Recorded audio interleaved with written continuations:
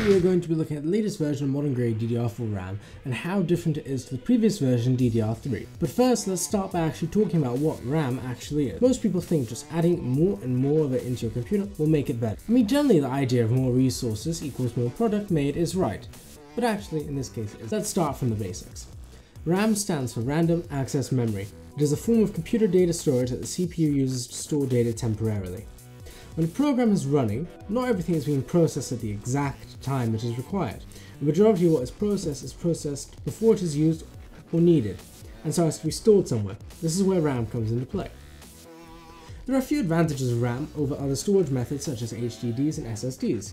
Firstly, they have consistent read and write speeds, and so it can be relied on all the time to produce consistent results, which is important for the CPU so as to not waste resources on factoring in timings when doing millions of calculations, which would inevitably slow down the computer significantly, which we don't want. And then speed at which it reads and writes is much faster than other forms of memory. There are some disadvantages as well. Due to their speed and reliability, they are much more expensive than other forms of memory. This isn't a huge concern though, as normal users don't use lots of RAM.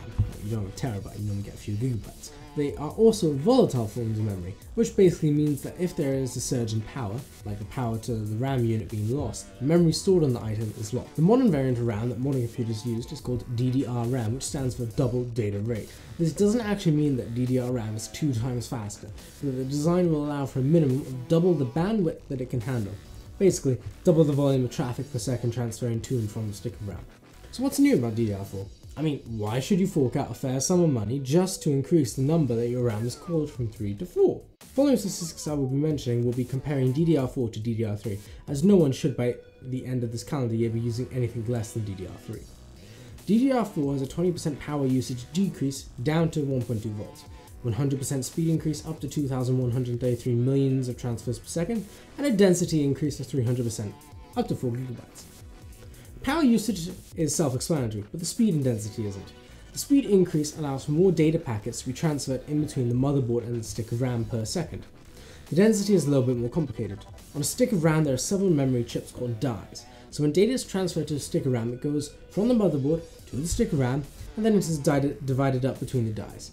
A smaller die limits the amount of RAM you can have as it forces you to get another stick of RAM, which will then use up a memory channel on your motherboard. Having larger dies on the stick of RAM allows each stick of RAM to hold more memory without having to drastically change the dimension or quantity of sticks. But who is DDR4 though? Buying a single stick of 16GB DDR4 RAM from Crucial will cost you $250 compared to that amount of DDR3, which could be found for half that price. So should you go and buy it so that you can benefit from the performance increases? The truth is that until price drops occur, the only people who are going to benefit from DDR4 are people inside the industry who receive or need large volumes of up-to-date RAM, and for servers where having reduced power requirements and reduced heat generated by the components is an important point as it saves loads of money for them. Plus they can afford the upfront price of DDR4 as all of their components are very expensive already.